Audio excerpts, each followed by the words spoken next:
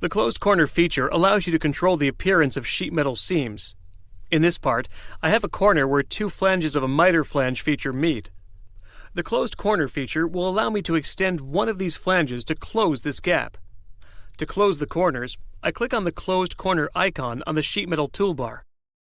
In the Property Manager, notice there are two selection windows, Faces to Extend and Faces to Match. These two selection windows will be used to choose the opposing faces that will be extended to close the corner. Typically, the first step is to specify the corner I'd like to close in the Faces to Extend selection box. After a face to extend is selected, you then tell SolidWorks which other faces meet at the corner in the Faces to Match selection box.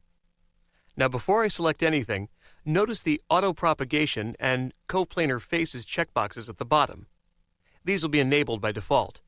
With Auto Propagation enabled, when I select one of the corner faces, and it's added to the Faces to Extend selection box, SolidWorks will attempt to automatically make the appropriate selection for the Faces to Match selection window, like you see here.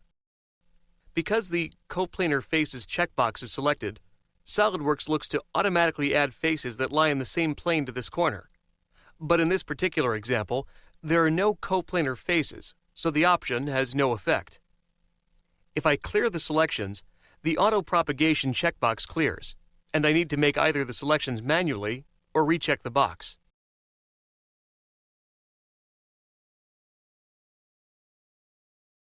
And choose the type of corner I wish to create.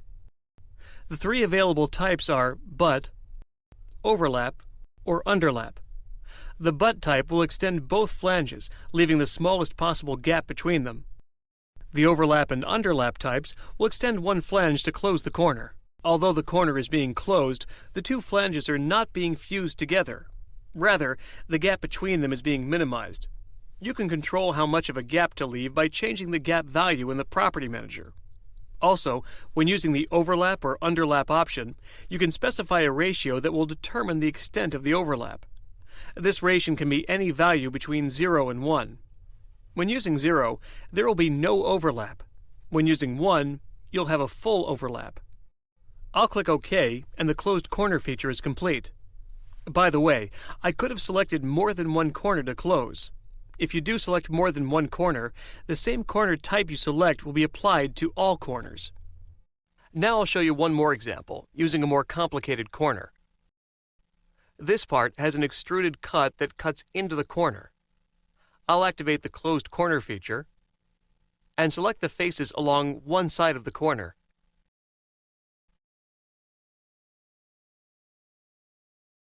I'll activate the Faces to Match selection window and select the corresponding faces. You can now see a preview. I'll click the green check to finish closing the corner.